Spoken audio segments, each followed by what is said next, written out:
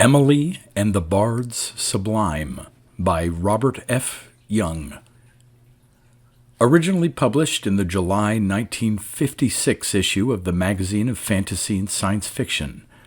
Republished in the number 44 issue of a French magazine in 1957, and from then on in a series of collections of the author's tales. The Worlds of Robert F. Young in 1965, a French one called The Space Leviathan in 1985, and a Japanese one in 2013, which was named for the author's most popular and oft-quoted story in that country. Read by Darrell T. Smith II for my channel, Quasar Spectra. Emily and the Bards Sublime. Emily made the rounds of her charges every weekday morning as soon as she arrived at the museum. Officially, she was assistant curator, in charge of the Hall of Poets. In her own mind, however, she was far more than a mere assistant curator. She was a privileged mortal thrown into happy propinquity to the greatest of the immortals, the Bards Sublime, in the words of one of their number, whose distant footsteps echo through the corridors of time. The poets were arranged alphabetically rather than chronologically, and Emily would begin with the pedestals on the left of the hall, the A's, and make her way around the imposing semicircle. That way, she was always able to save Alfred, Lord Tennyson, till the last, or very nearly the last. Lord Alfred was her favorite. She had a pleasant good morning for each of the poets, and each of them responded characteristically, but for Lord Alfred she had a pleasant phrase or two as well, such as, "Isn't it a beautiful day for writing?" Or, "I do hope the idols don't give you any more trouble." Of course, she knew that Alfred wasn't really going to do any writing, that the old-fashioned pen and the ream of period paper on the little escritoire beside his chair were there just for show, and that anyway his android talents did not go beyond reciting the poetry which his flesh-and-blood prototype had written centuries ago. But just the same, it did no harm to pretend, especially when his Tennyson tapes responded with something like, "In the spring, a livelier iris changes on the burnished dove. In the spring, a young man's fancy lightly turns to thoughts of love." Or, "Queen Rose of the rosebud garden of girls, come hither, the dances are done. In gloss of satin and glimmer of pearls, Queen Lily and Rose in one." When Emily had first taken over the Hall of Poets, she had had great expectations. She, like the museum directors who had conceived of the idea, had devoutly believed that poetry was not dead, and that once the people found out that they could listen to the magic words rather than having to read them in dusty books, and, moreover, listen to them falling from the lips of an animated life-size model of their creator, neither hell nor high taxes would be able to keep the people away. In this, both she and the museum directors had been out of tune. The average 21st century citizen remained as immune to Browning brought to life as he had to Browning preserved in books. And as for the dwindling literati, they preferred their poetic dishes served the old-fashioned way, and in several instances stated publicly that investing animated dummies with the immortal phrases of the grand old masters was a technological crime against the humanities. But in spite of the empty years, Emily remained faithfully at her desk, and up until the morning when the poetic sky collapsed, she still believed that someday someone would take the right-hand corridor out of the frescoed foyer, instead of the left, which led to the Hall of Automobiles, or the one in the middle, which led to the Hall of Electrical Appliances, and walk up to her desk and say, "Is Lee Hunt around? I've always wondered why Jenny kissed him, and I thought maybe he'd tell me if I asked." Or, "Is Bill Shakespeare busy right now? I'd like to discuss the Melancholy Dane with him." But the years flew by, and the only people who ever took the right-hand corridor besides Emily herself were the museum officials, the janitor, and the night watchman. Consequently, she came to know the Bards Sublime very well, and to sympathize with them in their ostracism. In a way, she was in the same boat as they were. On the morning when the poetic sky collapsed, Emily made her rounds as usual, unaware of the imminent calamity. Robert Browning had his customary "Mornings at 7, the hillsides dew-pearled," in answer to her greeting, and William Cowper said briskly, "The 20th year is well nigh past since first our sky was overcast." Edward Fitzgerald responded, somewhat tipsily, Emily thought, with his undeviating, "Before the phantom of false morning died, methought a voice within the tavern cried, 'When all the temple is prepared within, why lags the drowsy worshipper outside?'" Emily walked past his pedestal rather brusquely. She'd never seen eye to eye with the museum directors with regard to the inclusion of Edward Fitzgerald in the Hall of Poets. In her mind, he had no real claim to immortality. True, he had infiltrated his 5 translations of Omar with an abundance of original imagery, but that didn't make him a genuine poet. Not in the sense that Milton and Byron were poets. Not in the sense that Tennyson was a poet. Emily's step quickened at the thought of Lord Alfred, and 2 undernourished roses bloomed briefly on her thin cheeks. She could hardly wait till she reached his pedestal and heard what he had to say. Unlike the tapes of so many of the other poets, his tapes always came up with something different, possibly because he was one of the newer models, though Emily disliked thinking of her charges as models. She came at last to the treasured territory and looked up into the youthful face. All of the androids were patterned after the poets as they had looked in their 20s. "Good morning, Lord Alfred," she said. The sensitive, synthetic lips formed a lifelike smile. The tapes whirred soundlessly. The lips parted, and soft words emerged. "For a breeze of morning moves, and the planet of love is on high, beginning to faint in the light that she loves on a bed of daffodil sky." Emily raised one hand to her breast, the words gambolling in the lonely woodland of her mind. She was so enchanted that she couldn't think of any of her usual pleasantries on the exigencies of writing poetry, and she stood there silently instead, staring at the figure on the pedestal with a feeling akin to awe. Presently she moved on, murmuring abstracted good mornings to Whitman, Wilde, Wordsworth, Yeats. She was surprised to see Mr. Brandon, the curator, waiting at her desk. Mr. Brandon rarely visited the Hall of Poets. He concerned himself almost exclusively with the technological displays and left the management of the bards to his assistant. He was carrying a large book, Emily noticed, and that was another source of surprise. Mr. Brandon wasn't much of a reader. "Good morning, Miss Meredith," he said. "I have some good news for you." Immediately Emily thought of Percy Bysshe Shelley. The present model had a tape deficiency, and she had mentioned the matter to Mr. Brandon several times, suggesting that he write Androids, Inc., and demand a replacement. Perhaps he had finally done so. Perhaps he had received an answer. "Yes, Mr. Brandon?" she said eagerly. "As you know, Miss Meredith, the Hall of Poets has been somewhat of a letdown to all of us. In my own opinion, it was an impractical idea in the first place, but being a mere curator, I had nothing to say in the matter. The board of directors wanted a roomful of verse-happy androids, so we ended up with a roomful of verse-happy androids. Now, I am happy to say the members of the board have finally come to their senses.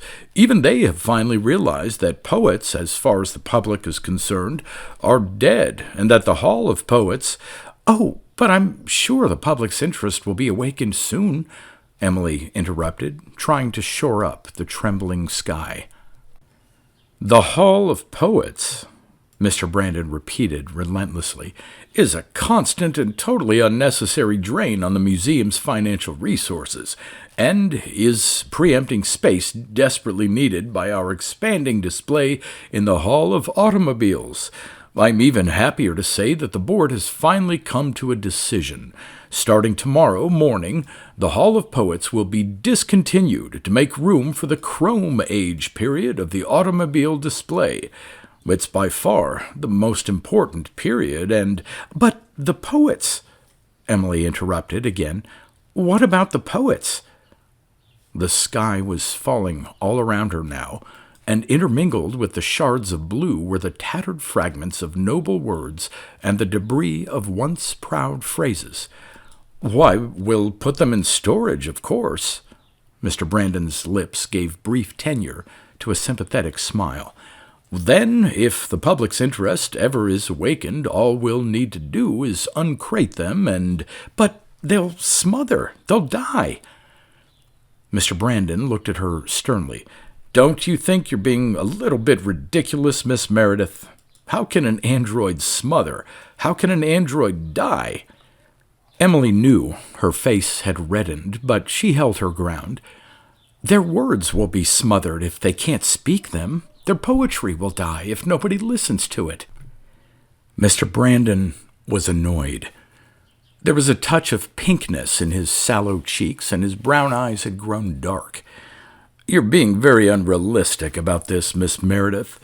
I'm very disappointed in you. I thought you'd be delighted to be in charge of a progressive display for a change instead of a mausoleum filled with dead poets." "You mean I'm going to be in charge of the Chrome Age period?" Mr. Brandon mistook her apprehension for awe. Instantly his voice grew warm. "Why, of course," he said. "You didn't think I'd let someone else take over your domain, did you?" He gave a little shudder, as though the very thought of such a consideration was repugnant. In a sense, it was. Someone else would demand more money.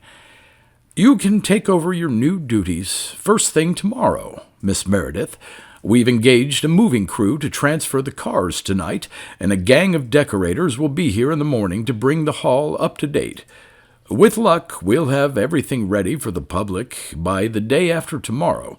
Are you familiar with the Chrome Age, Miss Meredith?"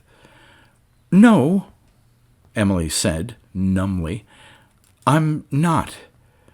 "I thought you might not be, so I brought you this." Mr. Brandon handed her the big book he was carrying. "An Analysis of the Chrome Motif in 20th Century Art.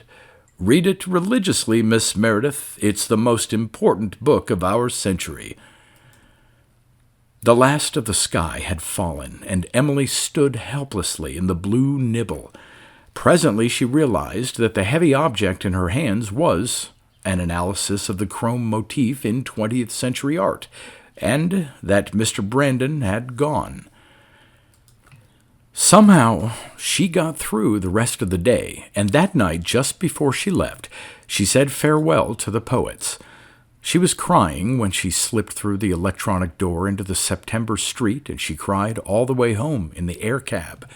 Her apartment seemed cramped and ugly, the way it had seemed years ago, before the BARDS Sublime had come into her life, and the screen of her video set stared out of the shadows at her like the pale and pitiless eye of a deep-sea monster.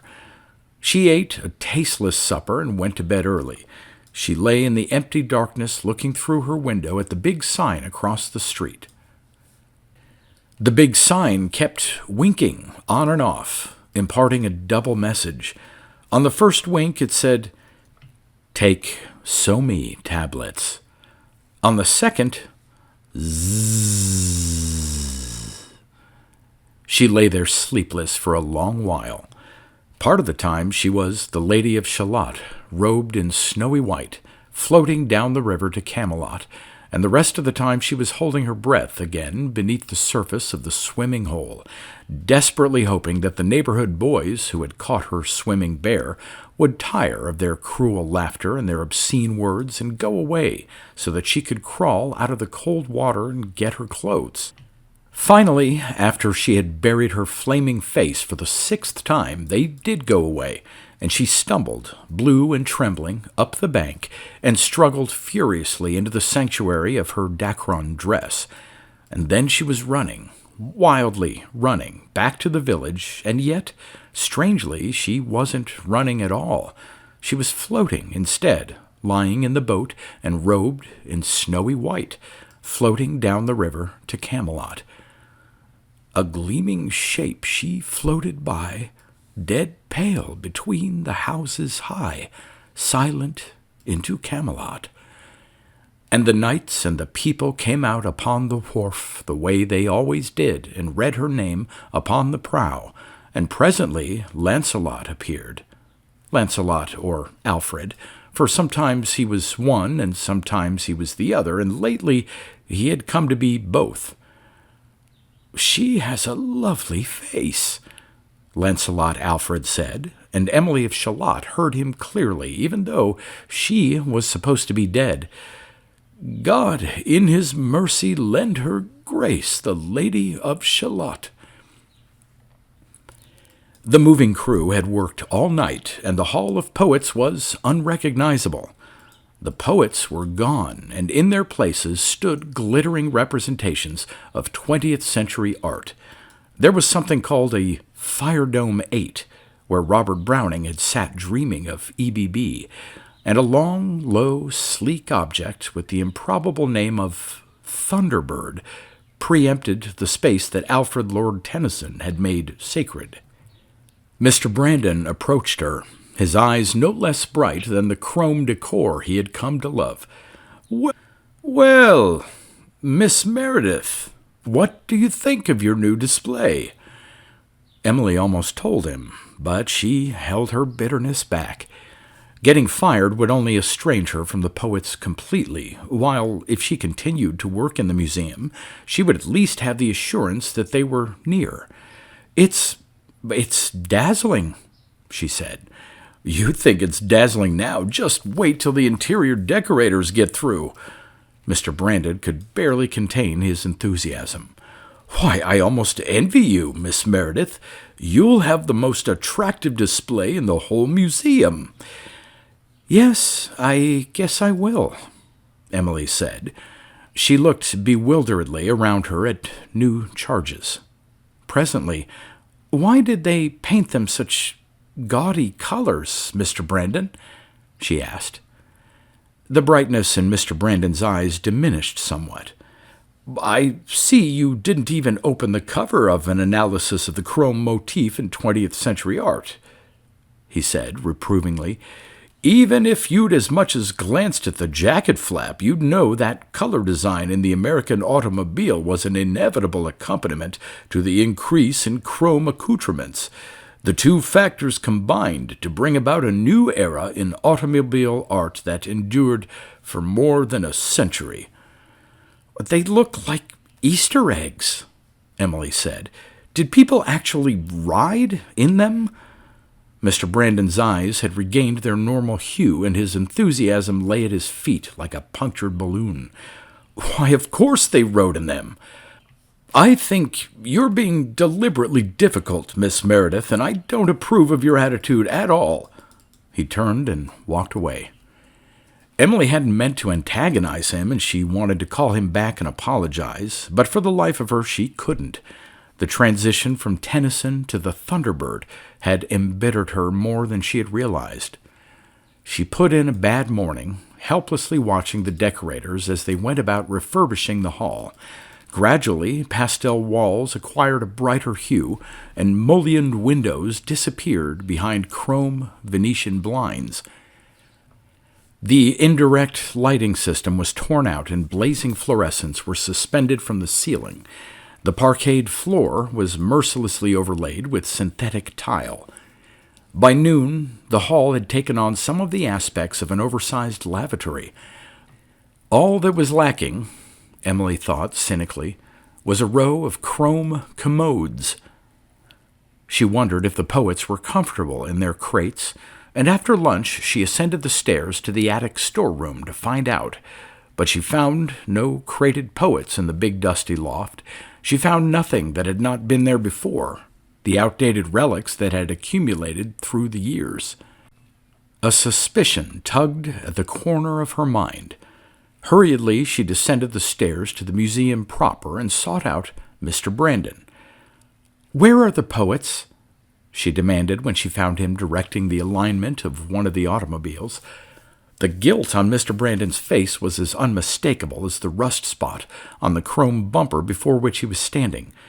"Really, Miss Meredith," he began, "don't you think you're being a little Where are they?" Emily repeated. We put them in the cellar." Mr. Brandon's face was almost as red as the incarnadine fender he had just been sighting along. "Why?" "Now, Miss Meredith, you're taking the wrong attitude toward this. Why did you put them in the cellar?" "I'm afraid there was a slight change in our original plans." Mr. Brandon seemed suddenly absorbed in the design and the synthetic tile at his feet. "In view of the fact that public apathy in poetical matters is probably permanent, and in view of the additional fact that the present redecorating project is more of a drain upon our finances than we anticipated, You're going to sell them for scrap?" Emily's face was white. Furious tears coalesced in her eyes, ran down her cheeks. "I hate you!" she cried. "I hate you, and I hate the directors. You're like crows. If something glitters, you pick it up and hoard it away in your old nest of a museum and throw out all the good things to make room for it. I hate you, I hate you, I hate you." "Please, Miss Meredith, try to be realistic." Mr. Brandon paused when he discovered that he was talking to unoccupied air. Emily was a flurry of footsteps and a prim print dress far down the row of cars. Mr. Brandon shrugged. But the shrug was a physical effort, not at all casual. He kept thinking of the time, years ago, when the thin girl with the big haunted eyes and the shy smile had approached him in the hall of electrical appliances and asked him for a job. And he thought of how shrewd he had been, only shrewd didn't seem to be the right word now, in making her assistant curator, which was an empty title that no one else wanted because it rated less than janitor's wages, and in foisting the Hall of Poets on her so that he himself could spend his time in pleasanter surroundings. And he remembered the inexplicable change that had come over her in the ensuing years, how the haunted quality had gradually disappeared from her eyes, how her step had quickened, how bright her smile had become, especially in the morning. Angrily, Mr. Brandon shrugged again. His shoulders felt as though they were made of lead. The poets were piled in an unsung corner. Afternoon sunlight eked through a high cellar window and lay palely on their immobile faces. Emily sobbed when she saw them. It was some time before she found and extricated Alfred. She propped him up on a discarded 20th century chair and sat down facing him in another. He regarded her almost questioningly with his android eyes. "Thoxley Hall," she said. "Comrades, leave me here a little. While as yet 'tis early morn, leave me here, and when you want me, sound upon the bugle horn." When he had finished reciting Locksley Hall, Emily said, "Mort d'Arthur." And when Mort d'Arthur was over, she said, "The Lotus Eaters." And all the while he recited, her mind was divided into two parts. One part was absorbed with the poetry, the other with the dilemma of the poets. It wasn't until the middle of Maud that Emily became aware of the passage of time. With a start, she realized that she could no longer see Alfred's face, and, glancing up at the window, she saw that it was gray with twilight. Alarmed, she got to her feet and made her way to the cellar stairs. She found the light switch in the darkness and climbed the stairs to the first floor, leaving Alfred alone with Maud. The museum was in darkness except for a nightlight burning in the foyer. Emily paused in the dim aura of the light.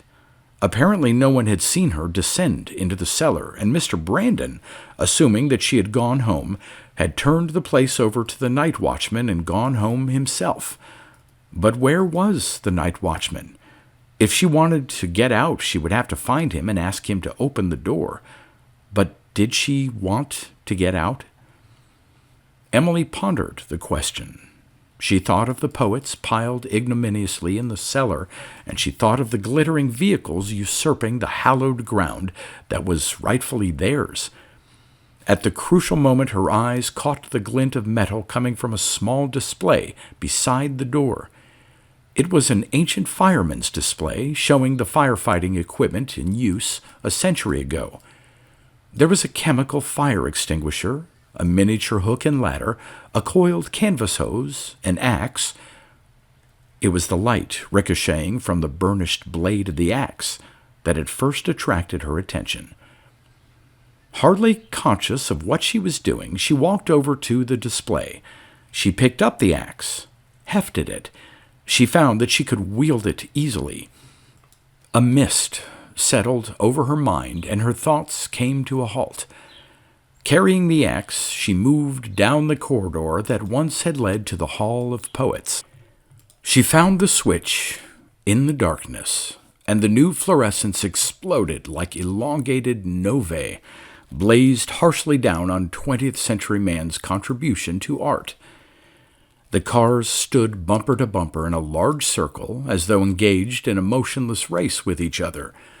Just before Emily was a bechromed affair in gray, an older model than its color-bedaubed companions, but good enough for a starter. Emily approached it purposefully, raised the axe, and aimed for the windshield. And then she paused, struck by a sense of wrongness. She lowered the axe, stepped forward, and peered into the open window. She looked at the imitation leopard skin seat covers, the bedailed dashboard, the driving wheel. Suddenly she realized what the wrongness was. She moved on down the circle. The sense of wrongness grew. The cars varied as to size, color, chrome decor, horsepower, and seating capacity, but in one respect they did not vary at all. Every one of them was empty. Without a driver, a car was as dead as a poet in a cellar.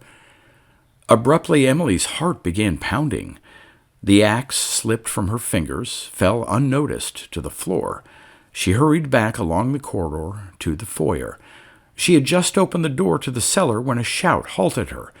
She recognized the night watchman's voice and waited impatiently till he came close enough to identify her.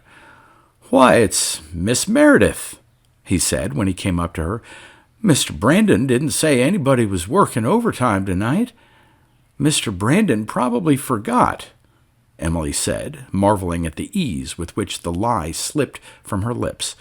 Then a thought struck her. Why stop at one lie? Even with the aid of the freight elevator, her task wasn't going to be easy. Why, indeed? "Mr. Brandon said for you to give me a hand if I needed any help," she said. "And I'm afraid I'm going to need lots of help." The night watchman frowned. He considered quoting the union clause appropriate to the situation, the one stipulating that a night watchman should never be expected to engage in activities detrimental to the dignity of his occupation. In other words, to work.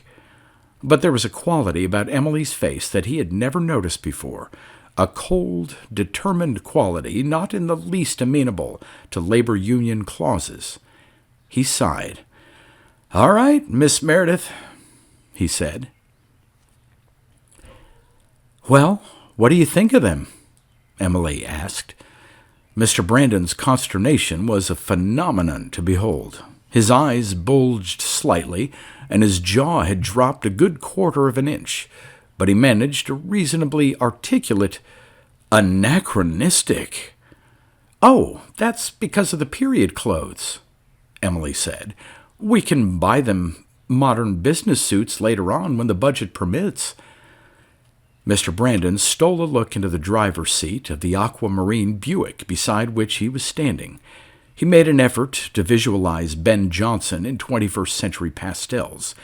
To his surprise, he found the effort rewarding. His eyes settled back in place and his vocabulary began to come back. "Maybe you've got something here at that, Miss Meredith," he said. "And I think the board will be pleased. We didn't really want to scrap the poets, you know. It's just that we couldn't find a practical use for them. But now—" Emily's heart soared. After all, in a matter of life and death, practicality was a small price to have to pay. After Mr. Brandon had gone, she made the rounds of her charges. Robert Browning had his usual "Mornings at 7, the hillsides dew-pearled," in response to her greeting, though his voice sounded slightly muffled coming from the interior of his 1958 Packard, and William Cowper said briskly from his new upholstered eminence, "The 20th year is well nigh past since first our sky was overcast."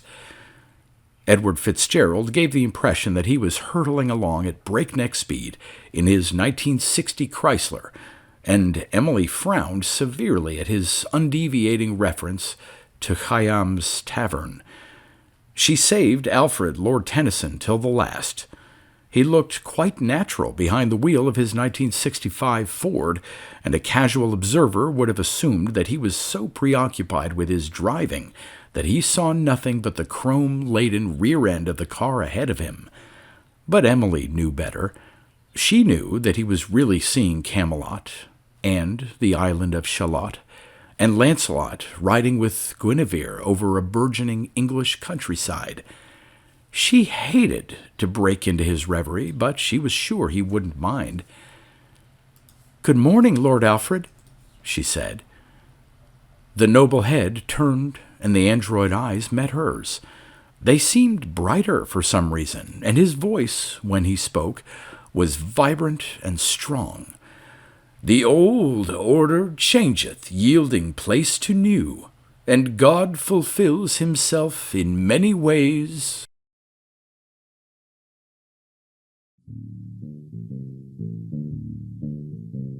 You've been listening to pre-1990s speculative fiction readings with a highlight on science fiction by Darrell T. Smith II.